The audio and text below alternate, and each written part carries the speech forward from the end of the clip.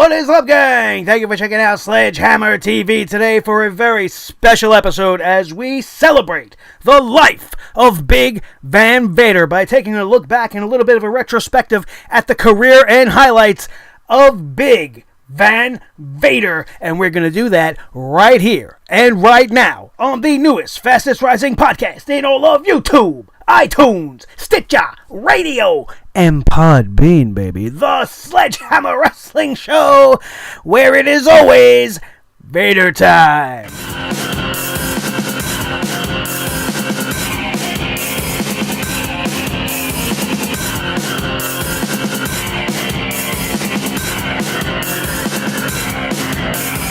The Sledgehammer Wrestling Show.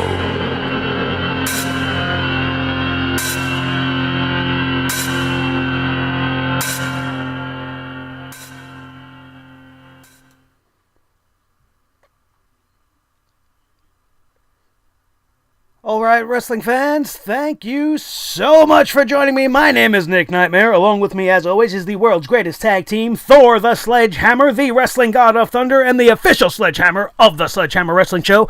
My little buddy, my most trusted companion, and most importantly, the world heavyweight champion of all the microphones in the whole entire universe, Blue the Snowball Microphone. This is the Sledgehammer Wrestling Show. Thank you guys for joining us this weekend. And in light of the fact that there's no real major news that I want to talk about, we already put up our little tribute as we do when we have an unfortunate passing of a WWE or professional wrestling legend. And Vader was always one of my most favorite superstars growing up. The minute I seen this guy, I was immediately encapsulated by the entire package that came out. From the giant elephant suit head to the even more unique mask that he wore beneath it. You know, he had the smoke coming out of his shoulders. He was an amazing specimen. And for some reason, I just loved this guy. The first thing I think of when I hear the name Big Van Vader is Sting. I don't know why that is. I don't think of the mask. I don't think of Harley Race. I don't think of Jim Cornette. My immediate word association is Sting. You guys can play along. Let me know if somebody says to you the word Vader in wrestling terms, not Star Wars terms. If somebody says, hey, Big Van Vader, what's the first thing that comes to your mind? Let me know what comes in your mind. What's the first thing that pops in your head when you think Big Van Vader? Write down in the comments section below. Play along. Let me know. It'll be interesting to see what you guys think. Because my first thing, everything I think of, if you say to me Vader, I think Sting. It was probably his greatest rival in all of WCW. One of the things I loved the most about Vader was just the way he moved. One of the things that attracted me to him as well is I was a little fat kid. You know, I'm not the most lean, mean fight machine now. I got a little bit of a dad body going on. I got the extra poundage here. But this guy was 300 plus pounds. He was one of the most agile superstars you will ever see. He moved like a cat in the ring. Absolutely beyond belief. Your eyes could not register the fact that you were seeing a big man wrestling like some of the littler guys out there. It was one of the first times you were ever privy to that. You know, Yokozuna was a very agile guy. Bam Bam Bigelow used to do the cartwheels in the ring. But Vader was just so much more impressive when he did it. I don't know if it was because his stature seemed larger than those guys. He was definitely wrestling's probably last great monster. You know, they don't build monsters like Vader anymore. Sure, we've had Kane. You know, you got Braun Strowman running around breaking things up, but he is not still looked at in the vein of a Vader. Vader was one of the most feared people you could step into the ring with. We're talking about the guy that was responsible for ripping off Cactus Jack's ear. This is the same guy that wrestled with his eyeball popped out of his socket. Finished the match with Stan Hansen. Jumping a little bit ahead, we're going to go through some of the highlights of the amazing career of Big Van Vader. I just got to get this out there, man. He was one of the people that I wanted to be. You know, I looked up to him. He was an inspiration to me because of his size. Like I said, I was a heavier kid, so I was like, wow, this guy's out there doing it. Why can't I? Although I didn't shoot up much above 5 feet, I'm not, built like a professional wrestler. But that shouldn't have stopped me from achieving my dream, just like it didn't stop Big Van Vader from taking over the whole entire world of professional wrestling. The one thing I hate about Big Van Vader's career is not just because when he came to the WWE, they dropped the Big Van and called him the man they called Vader, which I thought was fucking stupid, is that he never held championship gold in the WWE. This guy screams Vince McMahon. You know, sure, he might not be the most attractive person, but he was underneath a mask. He's a big, badass machine. You would imagine Vince would push him to the moon. But I think Vader falls into that category of Vince doesn't really like to play with other people's used toys. And when Vader came on board and he didn't want to change the gimmick, and he didn't want to take on a new name, we'll get to that as well, I think that it didn't go well for the rest of his career. They just seemed to book him improperly. You know, sure, he had a lot of great high-profile matches against guys like The Undertaker and Kane, and he had a program with Stone Cold. Probably most memorable for him in the WWE was his feud with then-champion, WWF champion Shawn Michaels. It was probably his best opponent. He debuted as part of Camp Cornette. He's had maybe 2 or 3 of the greatest managers of all time bringing him out to the ring. He was managed at one point by Ric Flair while he was still an active competitor. He was managed by the great Harley Race, and he was managed by James E. Cornette. That's a trifecta right there. Underneath those learning trees, you have to become bigger and badder, and it is no wonder why he is amongst one of the legends in the business. He made his name in New Japan, and he took the States by storm, and he truly never got what he deserved while he was in the company and even after. Vader is still not in the WWE Hall of Fame. They called him to induct Stan Hansen. I won't understand that. Stan Hansen has given way less to the WWE as a company and as a promotion than Vader has done. Stan Hansen, sure, he had a nice little run in the WWE, but he, much like many of the WWE Hall of Famers we are getting lately, they have their base of their career built outside the company. Vader is somebody that is beloved by WWF fans all over the world. Stan Hansen is only really known to those of us in my age bracket. We know of Stan Hansen. Who loves Stan Hansen that wasn't born in like 1950 something? You know, if you weren't already a guy, an older guy or girl in the 70s and 80s when Hansen was doing his thing, and you had a respect for the toughness and the sheer physicality that he brought to the ring, then sure, you love Stan Hansen, but you put Stan Hansen in the WWE Hall of Fame over Big Van Vader, even though you already knew of his previously existing health problems. That was your chance to get him in there while he was still here. I'm sure he's going to be on the bill this year, but when they do that shit, I get really annoyed. I think he definitely deserved that honor. Instead of being an inductor, he should have been an inductee that year. Stan Hansen could have came in this year. Whatever. Let's not get too down on stupidity and be petty about things like the WWE. Let's start taking a look at some of the things that Leon White, as Big Van Vader, the man they call Vader, Baby Bull, Bull Power, whatever you want to call him, however you know him, however you've seen him come into the business, you will never forget him, and these are some of the reasons why. Outside of professional wrestling in 1978's NFL Draft, Leon White was drafted as a center by the Los Angeles Rams with the 24th pick of the 3rd round, which is 80th overall. Not too shabby. He didn't go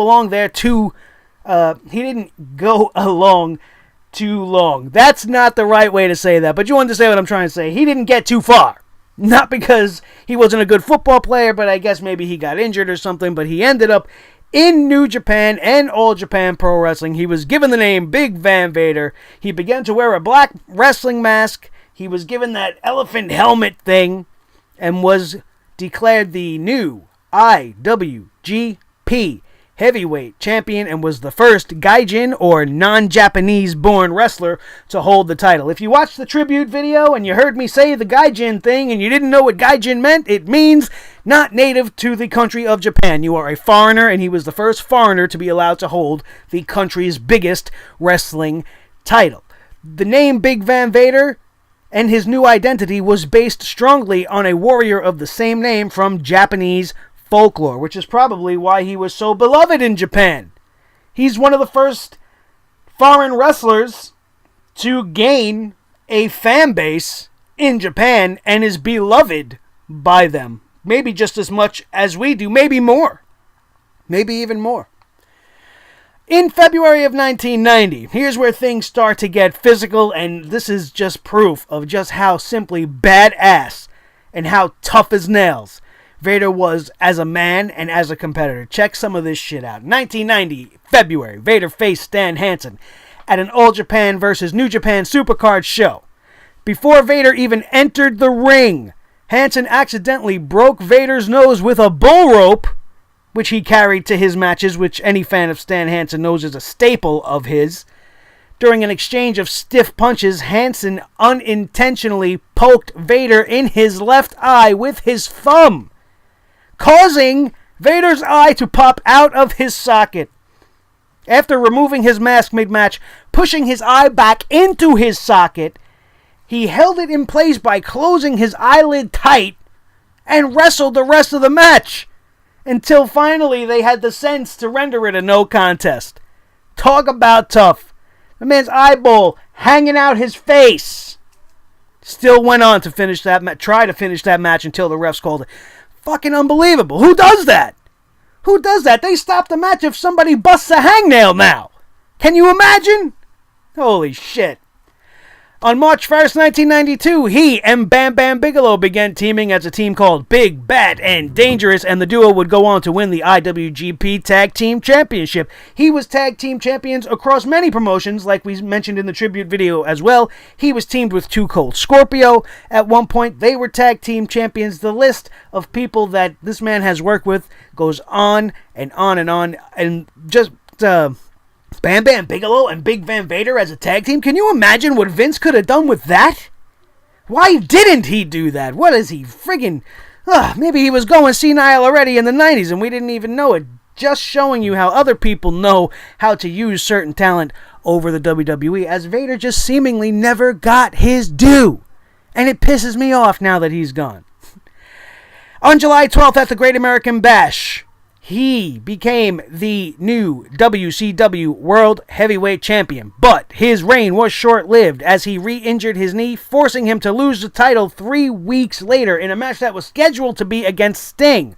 Sting was attacked by Jake the Snake Roberts earlier on that night on WCW Main Event, and a last-minute substitution was made by the booker at the time, Dusty Rhodes, baby. That was a terrible impression, forgive me, Dream. And Ron Simmons would defeat Big Van Vader and become professional wrestling's first ever heavyweight champion of color in a pride-filled and historic moment throughout the industry. He was on the receiving end of that, but just being a part of that in any way is fantastic. That is an absolute big moment in history. Without that moment, we maybe don't get to see The Rock as the World Heavyweight Champion in the 90s. As stupid as that might sound to say, that is the way the business was. That's the way the business was going. And when they broke it down, Vader and Ron Simmons showed the world that it's okay. And that it was fucking awesome. It really was. I remember watching it. It was one of the coolest things I had ever seen. I was very, very happy that night. Even though I was a Vader fan, I was pulling for Ron Simmons. I wanted to see somebody new win the title. I love when something like that happens. And here's a guy that was more than deserving, that could definitely, believably beat Vader just due to his strength and size. We all know what happened to Ron Simmons after that. The rest is history. APA, Hall of Fame. Oh, damn. All fantastic, and it all started right there in that match with Big Van Vader. Thank you, Dusty Rhodes, for having the sense of mind to make that moment happen. On March 16th, 1994, Mick Foley, as we mentioned earlier, lost his right ear in a match with Vader in Munich, Germany. Foley's head had become trapped in the ropes, which were under excessive tension, causing his ear to be torn off during the match. Very famous story, and again, history in wrestling folklore. And Vader is right there in the forefront. Not that him losing his ear is equivalent to winning a world championship in any way, but these are stories that you have heard for years and years and years, and that makes them legendary, which makes Vader just as legendary as the tale of Cactus's fallen ear. In the weeks leading up to the 1996 Royal Rumble, Vader's debut was heavily hyped on television as he was billed the man they call Vader. You know, Because Vince, right? Because Vince can't just have what somebody else has, give it to you in its purest form, in a package that works. He has to tweak it. He has to make it his own in some way. He wanted to call him the Mastodon, which is why at every turn, Vince McMahon, if you could hear it in your brain, you remember when Vader was wrestling in the 90s, Vince McMahon often introduced him as the Mastodon, or called him the Mastodon in some way. It was fitting. It was absolutely fitting, especially with the whole headgear, with the elephant mask and the whole thing. It fit the character, but you don't change Vader. Maybe he was worried about copyright things with Star Wars, but Big Van Vader is not Darth Vader. And Vader is an actual word. It's the German word for father. We all know this. So let's call it what it is. Why do we gotta change things? He's still doing that shit. Braden Walker. That ring any bells? Let me know if you remember that shit. But that was where he made his first WWF appearance, and that was not where he made his most memorable appearance, as it was the next night on Monday Night Raw following that Royal Rumble, where he would dispatch Savio Vega with the greatest of ease, and would then attack and absolutely shock the wrestling world as he delivered a Vader bomb to the beloved WWF Hall of Famer and at the time president of the company, Gorilla Monsoon, sending shockwaves throughout the wrestling world, definitely making his presence known. He then went away due to being suspended, but he was getting some work done on some injuries that were messing with him before he came into the WWE. And then he came back and had a great career. He had a great career. He was just never given a championship, which is a goddamn shame. It really, really is. I can't believe that they would fail on such an epic level with such a big superstar. His final televised WWF match in his initial run was against Edge on Sunday Night Heat, and he would then be given 2 off-television losses to Mankind and then Ken Shamrock separately. Jim Cornette has been on record and has said that part of the reason that Vader's WWF run was not as successful as what was hoped was due to the failure to properly book him, which is what we just told you guys earlier on. It's clear as day. You had a monster that you just ended up letting flounder in the mid-card. Maybe we're seeing the fate of Braun Strowman in the future. We could hope not. Vader would return to the WWE on October 31st, 2005 on an episode of Raw when Jonathan Coachman announced Vader and Goldust would be in his corner for a street fight with Stone Cold Steve Austin the next night at Taboo Tuesday. Austin very smartly decided to not participate. He was replaced at the last minute by Batista, and Vader and Goldust would interfere in the match on Coachman's behalf. Both would receive spine busters for their efforts, and Batista would win the match anyway. Vader would come back at the WWE 1000th episode celebration of Raw in July of 2012, and he defeated Heath Slater in a singles match. And then later on, Raw... Did I read this wrong? Hang on. Oh, I wrote it wrong. Okay, on the June 11th episode of Raw, Vader defeated Heath Slater in a singles match. I apologize. Then on the July 23rd, 1000th episode of Raw, Vader and several other legends prevented Slater from leaving in his match against Lita, which she would end up winning, beating Heath Slater. Great for you, Heath Slater. A memorable moment that nobody even really remembers. I messed it up, and I got the notes right here because I barely even remember it happening. What a disservice to a great man called Vader. Having to even be in the same ring with Heath Slater is unbelievable. In April 2018, Vader made a one-night appearance at the 2016 Hall of Fame induction ceremony to induct Stan Hansen, which I think should have been reversed. Should have been the absolute opposite. We talked about that before. And then, in this very surprising note that I did not know, on August 12, 2016, Vader made a special guest appearance for Revolution Pro Wrestling and defeated Will Ospreay. After these guys got into some real-life social media heat discussing the state of the business and how it should be conducted, they then took that heat and brought it to Rev Pro and put on a pretty decent match from what I hear, and Vader would defeat the great Will Ospreay. He had a couple of other matches, nothing that is really to note, before his unfortunate passing on June the 18th, this past Monday. Terrible, terrible loss to the world of professional wrestling. Look at all the things that I just told you. How is this guy not in the Hall of Fame? Jesus Christ, Vince. What's wrong with you? There's no bad blood there. As far as I know, everything was left all wine and roses. No reason for him to have come back to induct somebody else before he himself was allowed in the Hall of Fame. Stan Hansen, Vader, I don't know. To me, I would take Vader, hands down. Whether that's just a personal thing, because I love the guy so much. You know, it would be a disservice to not mention the fact that outside of professional wrestling and how feared he was in the ring, the man was a gem of a person. Anybody that you talk about will tell you how special of a man Leon White was. He is the godfather of Goldust's daughter, Dakota. What does that tell you? Mick Foley speaks very highly of him. Ric Flair spoke very highly of Vader. Harley Race, who was probably surprised that he has outlived the big man, had nothing but good things to say about him on social media. The outpouring of support and love shown to this man was definitely well-deserved.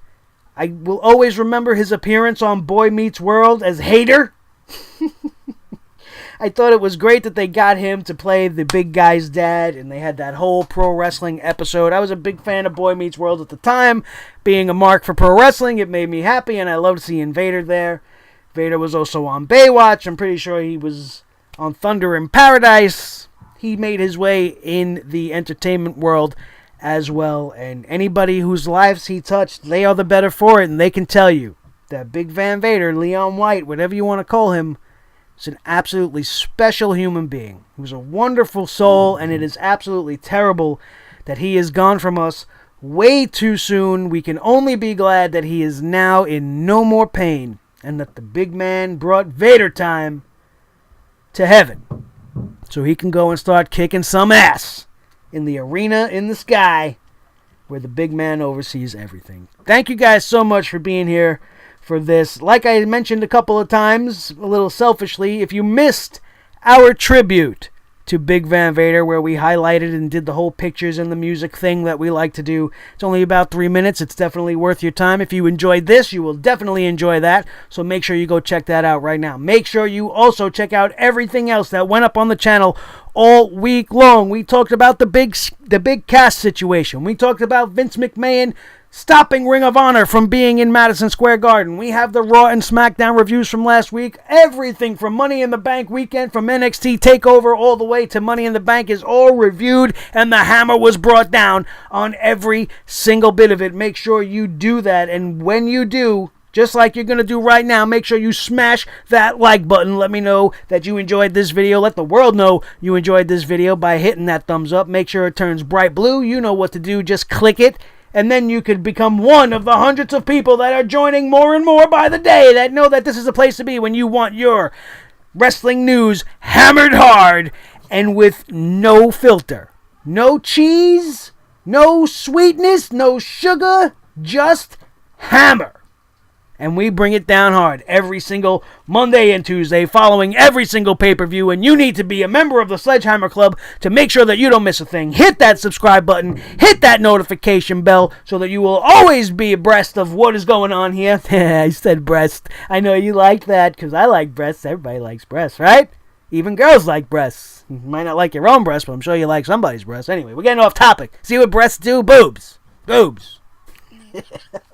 I'm sorry. Let's finish the close of this show. Make sure you also share this video with all of your wrestling friends all over the wrestling world so that we can take over one viewer at a time, and it starts with you. So make sure you are subscribed, like this video, share it with everybody you know, make sure that they come along, and we can grow this channel bigger and badder and take over the entire wrestling world. Thank you all so very, very much. My name is Nick Nightmare. This is Thor the Sledgehammer, the official Sledgehammer of the Sledgehammer Wrestling Show and the Wrestling God of Thunder. And don't forget, the World Heavyweight Champion of Microphones, Blueski the Snowball. Thank you guys for sitting back with us and remembering and celebrating the life of Big Van Vader here today. That is going to do it. And we are out of here. And we will see you tomorrow night for the Monday Night Raw review. Right here. On the Sledgehammer wrestling show. Have a good night, and rest in peace, Vader.